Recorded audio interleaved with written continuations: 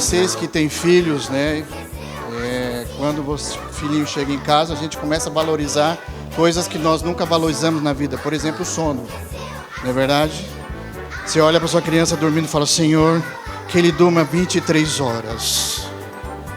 Outra coisa que a gente começa a valorizar é o barulho da van que vem buscar. Parece até uma sinfonia, né? Van, van, van, van, van. Quando leva, quando traz, parece um terror. Van, van, van, van. Essas são nossas crianças que nós amamos tanto. E um texto de John Piper diz o seguinte: enquanto estavam lá, chegou o tempo do bebê nascer. Deu à luz ao seu primogênito, envolveu em panos e o colocou numa manjedoura, porque não havia vaga para eles na hospedaria. Lucas 6:7. Agora você pensaria comigo: se Deus governa o mundo e usou de uma forma o censo em todo o império para trazer Maria e José até Belém, será que Deus não teria capacidade ou poder o suficiente para abrir pelo menos uma vaga em qualquer hospedaria ali em Belém? Sim, poderia. Ele poderia fazer isso. Ele poderia também fazer com que Jesus nascesse num lar muito rico. Sim, ele é Deus. Ele também poderia, vamos um pouquinho mais além na história, ele poderia transformar a pedra em pão. Poderia. Ele poderia também ali no Getsêmani mandar os seus 10.000 anjos para salvá-lo, ou ir encontrar o seu auxílio naquele momento de tanta dor por sua causa. Ele poderia também, sabe o quê? Descer da cruz e salvar-se a si mesmo. Mas a grande pergunta não é saber o que Deus poderia fazer, mas o que Ele quis fazer. Este é o grande questionamento. Às vezes nós ficamos perguntando que Deus poderia, por que Deus não fez? Por que Deus não fez aquilo? Por que Deus não realizou isso? Por que Deus não realizou aquilo? Mas viva o que Deus está fazendo na sua vida. Porque Maria e José também poderiam perguntar: poxa, eu vim de lá de longe andando num burrinho. Deus não poderia ter aberto pelo menos uma vaga em qualquer outro lugar para poder pousar o próprio filho dele? Ela simplesmente andou com José, caminhou com José, foi numa humilde estrebaria que ali repousou o Salvador. E eu gosto de uma frase dele que ele diz assim: as placas de não há vagas em todas as hospedarias em Belém foram por sua causa. Sabe por quê? Porque ele se fez pobre por amor de vós. 2 Coríntios 8:9.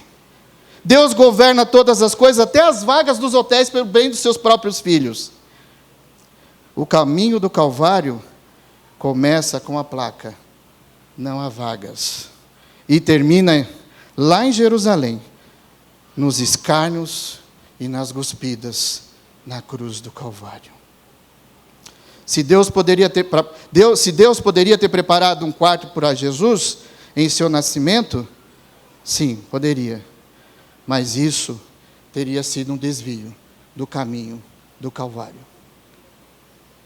Então, meus queridos, não fique perguntando mais se Deus poderia ou não poderia. Aceite o que você está vivendo hoje. Foi o que Ele quis para a sua vida.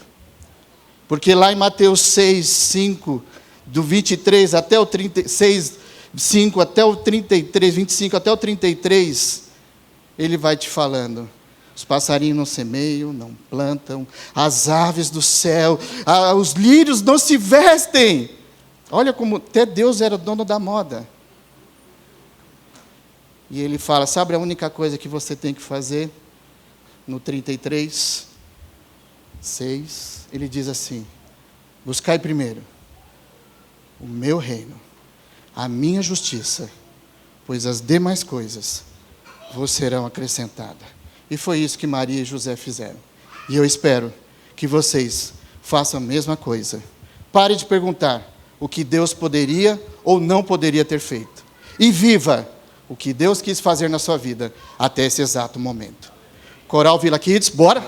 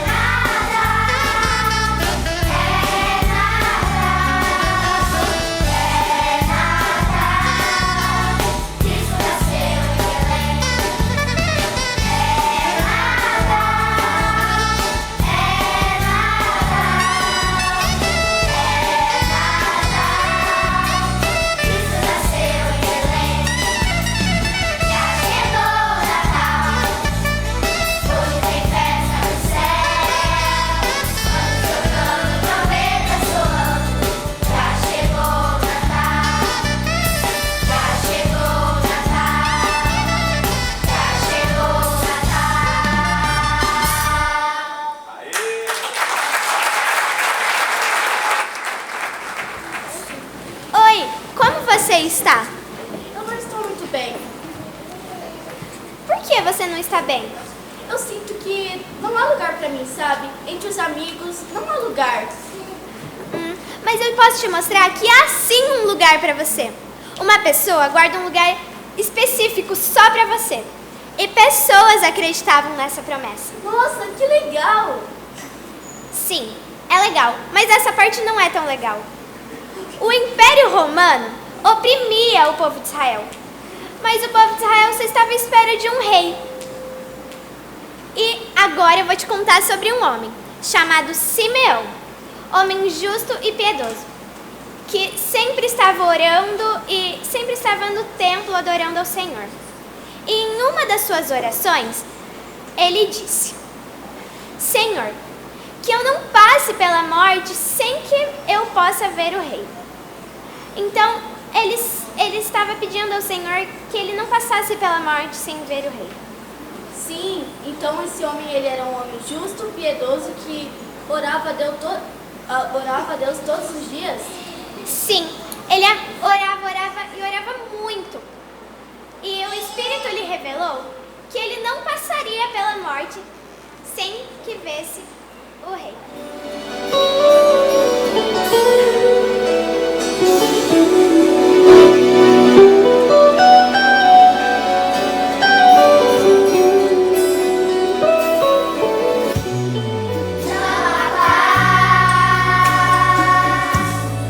Toda a nação.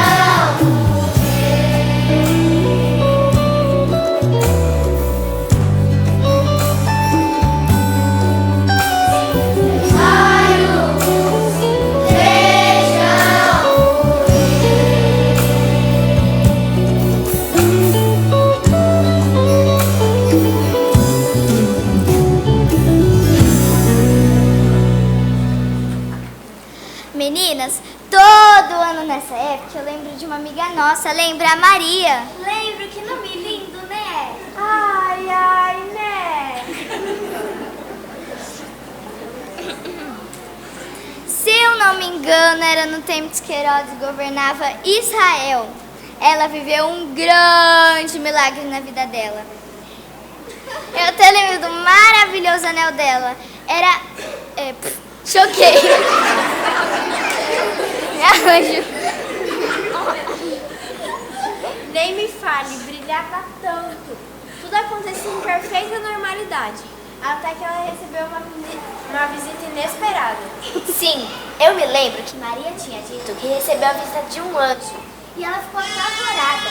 Então o anjo olhou para ela e disse: Fique alegre, ó graciada, o Senhor é contigo. Mas Maria ficava tão perturbada, ela não entendia o que aquelas palavras significavam. Então o anjo continuou: Maria, não tenha medo, porque achou graça diante de Deus. Ele dará luz a um filho. Olha, não precisa fazer chá revelação. Ele será um menino e se chamará Jesus, o Filho do Altíssimo Deus. E o Senhor vai dar o trono de Davi, seu pai, e ele reinará para sempre. Mas como isso vai acontecer se eu nem casei ainda? O Espírito Santo descerá sobre ti e o poder do Altíssimo envolverá com a sua sombra. E por isso será chamado o Filho de Deus. Sou serva do Senhor, seja feita a tua vontade. Eu também me lembro que o anjo também apareceu para José. Que bom, porque José estava quase cancelando o casamento. Também foi bom, porque José percebeu o milagre que ele estava vivenciando. Cancelar? Não, ele não poderia cancelar. Eu já até tinha comprado meu maravilhoso vestido de madrinha. Ele não poderia cancelar. Ai, só você mesmo, né, Ruth? Continuando. Naqueles dias foi publicado um decreto da parte de César Augusto, convocando toda a população do império para o recenseamento. Afinal, o que é recenseamento? O censo!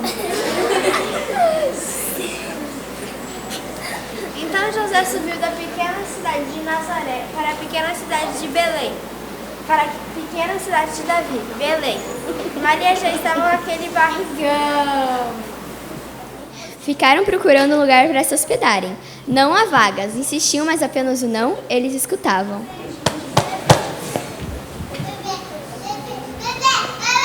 Pois não. Boa noite. O que foi?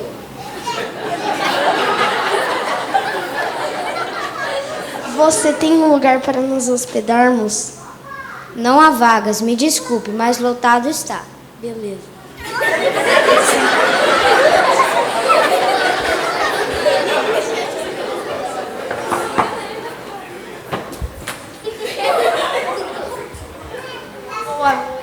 Boa noite. O que vocês estão fazendo aqui a essa hora da noite? Você tem um lugar para nos hospedarmos? Não, me desculpe, mas lotado está.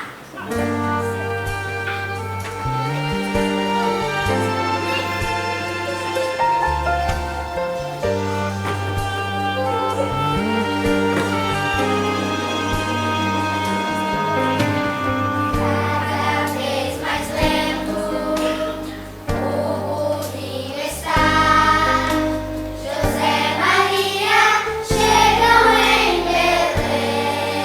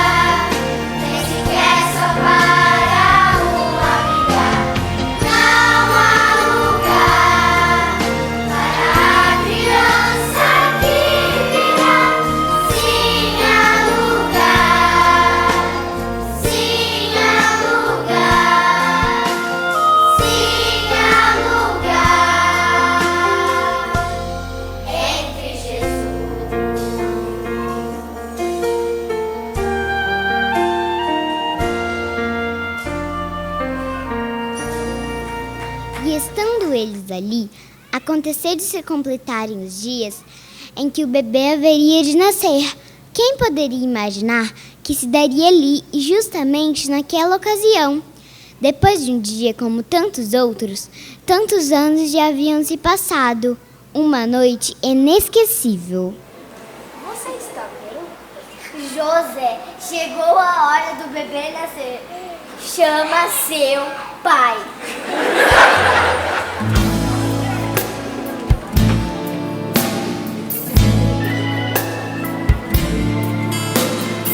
Noite entrou serena, trazendo em suas asas vento frio.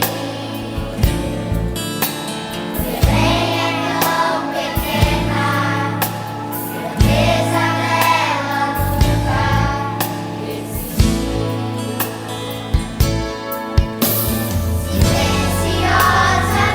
Silenciosamente a cidade está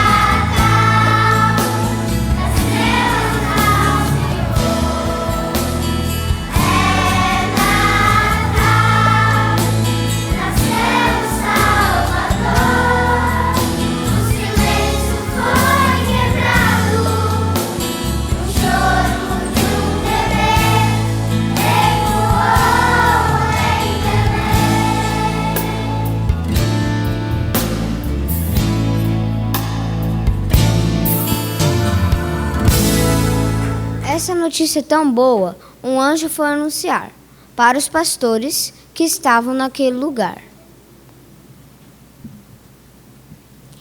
E logo os anjos vieram a cantar. Glória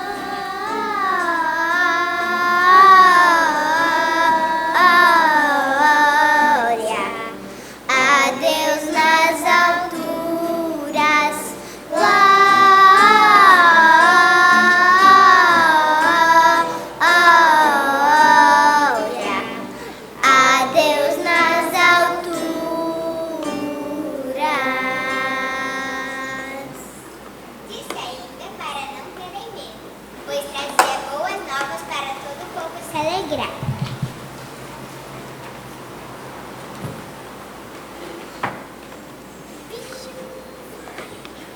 Vamos a Belém ver isso acontecer. Ao Senhor que podemos louvar. Os pastores foram direto para o lugar indicado. Num berço muito simples, o bebê estava deitado. Viram tudo o que os anjos tinham falado e contaram a todos, e todos que ouviram ficaram admirados. Jesus nasceu! Jesus nasceu! Jesus nasceu! Jesus nasceu! Jesus nasceu!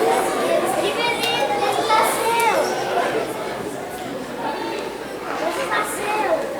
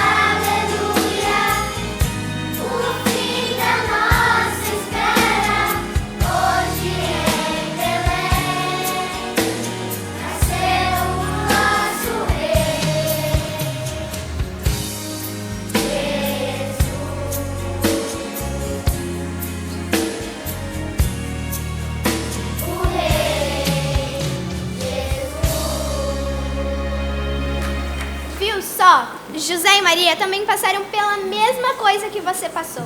Eles também achavam que não ia ter lugar para o bebê nascer.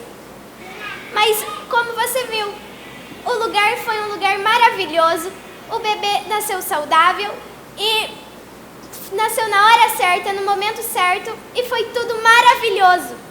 Sim, hoje eu pude entender um pouco mais sobre este único e verdadeiro Deus, que desde o princípio já havia preparado um lugar para nós. Apenas vou continuar crendo que Ele é Salvador, Deus Emanuel, Pai da eternidade, Príncipe da paz, Pai de conceder. E assim, hoje como os pastores, vamos anunciar: Jesus, o autor da vida, veio ao mundo para a vida dar. Vamos cantar!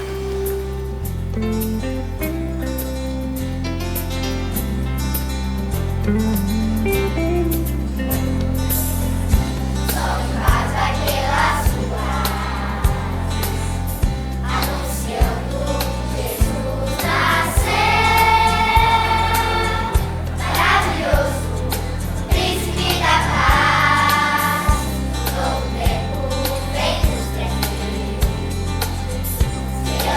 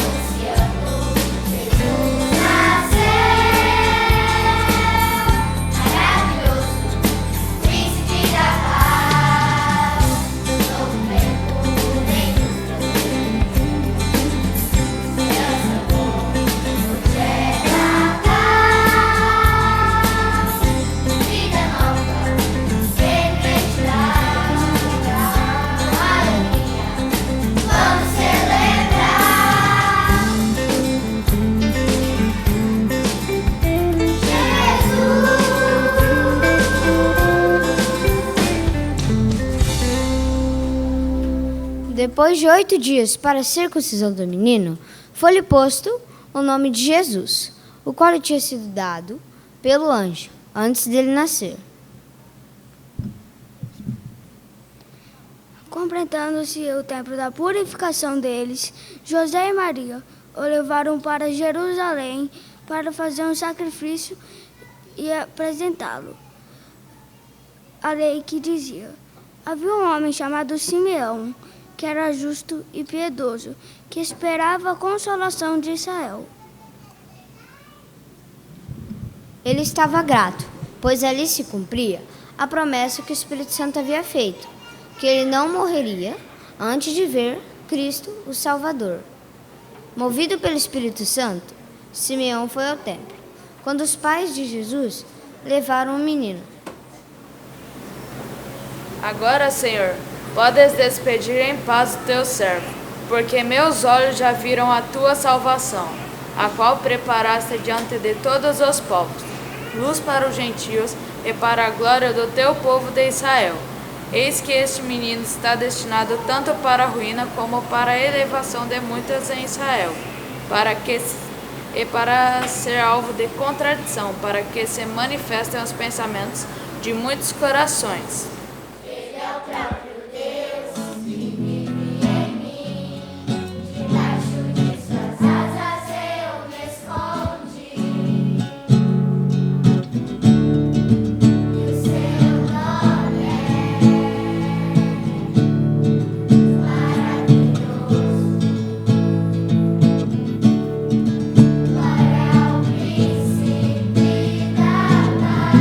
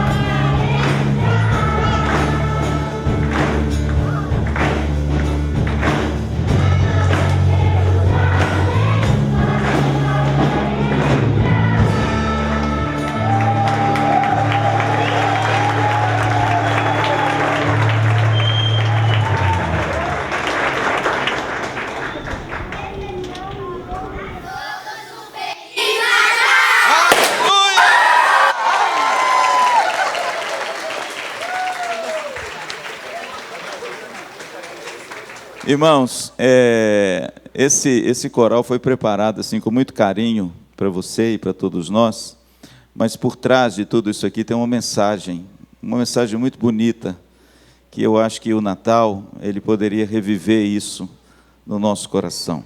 Eu me lembrei, e quero falar isso agora, de uma parábola que Jesus contou, que Mateus 13 e Marcos 4 transcrevem na Bíblia. Mas eu gosto muito da parábola de Mateus, no capítulo 4, porque essa parábola, eu disse pela manhã, que ela contém aqui uma chave, tá bom, meninos? Uma chave para você compreender as outras parábolas. Jesus fala de um homem, de um semeador que saiu a semear. E o interessante é que nessa parábola ele fala de 4 tipos de solo, e ele compara esse tipo de solo ao seu coração, ao meu coração. Ele fala que o primeiro, o semeador semeou à beira do caminho, ou seja, a terra não estava preparada, o terreno estava duro, e a Bíblia diz que a semente não chegou nem a germinar. E quando Jesus interpreta essa parábola, ele diz que o diabo veio e roubou a semente do coração. O segundo tipo de solo, Jesus fala que foi semeado em solo raso. O solo raso da parábola de Jesus é o seguinte, é quando tem pouca terra, e debaixo dessa terra tem uma rocha, e não tem espaço para quê, Samuel? Para a raiz crescer. A Bíblia diz que o segundo tipo de solo é esse, a semente caiu, germinou, cresceu, mas quando vieram as adversidades e as lutas da vida, lá na parábola prefigurada pelo sol, a planta secou e morreu. O terceiro tipo de solo que Jesus narra é aquele solo bom, é um solo bom. Eu não sei se você já prestou atenção na parábola, porque esse solo cresce a semente, mas junto com a semente cresce quem? Os espinhos, as ervas daninhas. E o texto diz que quando essa semente cresce e os espinhos crescem, os espinhos e as ervas daninhas sufocam a semente. E a Bíblia diz que a semente fica infrutífera. E Jesus fala que esses espinhos são os cuidados desse mundo, o brilho das coisas desse mundo, que muitas vezes sufocam a semente que foi depositada no seu coração. Eu acho que a mensagem que essas joias, essas lindezas trouxeram para nós nessa noite tem a ver com isso. Lucas 2 fala que não há lugar. Talvez o seu coração tenha sido germinado e fertilizado com a semente genuína da palavra de Deus. Talvez você seja uma pessoa que já ouviu o Evangelho e já até se envolveu com as coisas de Cristo. Mas talvez os cuidados desse mundo, o brilho das coisas desse mundo, do poder, da riqueza, como disse Jesus lá, simbolizado pelas ervas daninhas e pelos espinhos, sufocaram a semente. Pastor, o que significa isso? A semente caiu, germinou, mas ela não conseguiu produzir o que deveria. Por quê? Porque ela ficou sufocada. Ela ficou tomada pelos cuidados e pelas coisas desse mundo.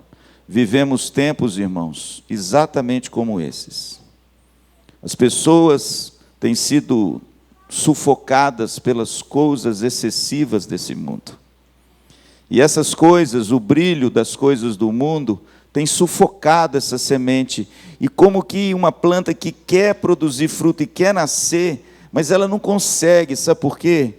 Porque os espinhos cresceram e sufocaram a semente. Por isso, querido, tire os espinhos. Coloque as ervas daninhas de fora.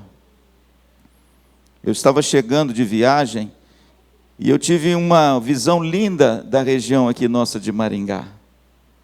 Está tudo verdinho de soja, vocês já viram? Então, uma coisa linda. De cima, assim, eu vi aquele campo verdinho. Mas o interessante é que ele é verdinho daquele jeito, porque todo agricultor, e está aqui o Zé Carlos, a Lúcia, que sabem bem disso, se não arrancar as ervas daninhas que sufocam a semente e a planta, nada frutifica.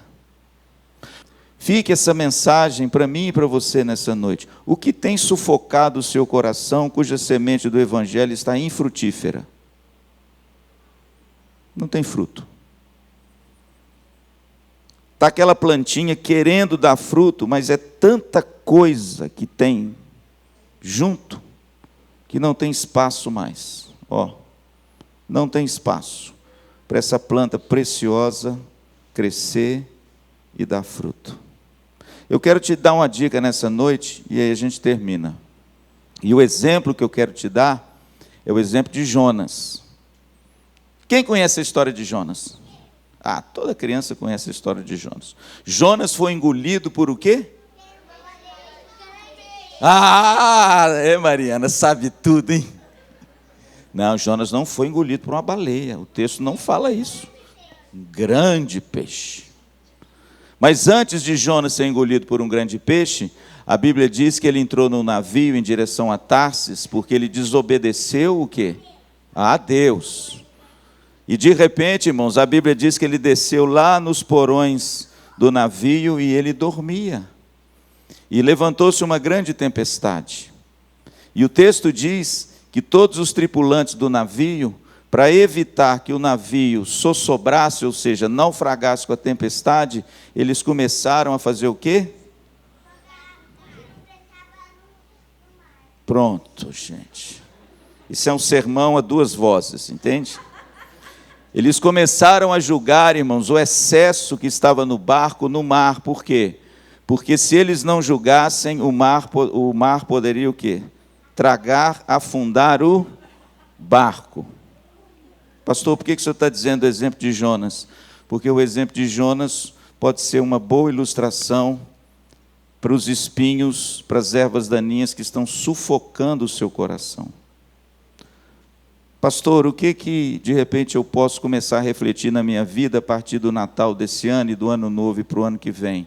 Alivia, querido, a bagagem. Alivia o excesso. Alivia aquilo que de repente tomou conta de forma tão brutal a sua vida, que você não tem mais tempo para Deus, para Cristo, para a igreja, para frutificar para a obra do Senhor e para o reino de Deus. Sabe por quê? Porque a semente que foi germinada e brotou no seu coração está sufocada por muitas coisas. E que a mensagem dessas crianças e a mensagem da palavra de Deus faça o seu coração refletir e, quem sabe, você comece o ano mais leve, julgando a bagagem que não presta fora, julgando aquilo que de repente você está dando tanta prioridade na sua vida e está se esquecendo da divina semente que foi semeada no seu coração. E o fruto que Jesus espera que você produza, porque Ele procura o fruto e Ele quer achar. Fica essa palavra, querido, para você nessa noite, para vocês que nos assistem, para a minha vida e para a vida de todos os pais. Sabe por quê? Porque o fruto mais precioso que um pai e uma mãe pode ter está aqui, Está aqui.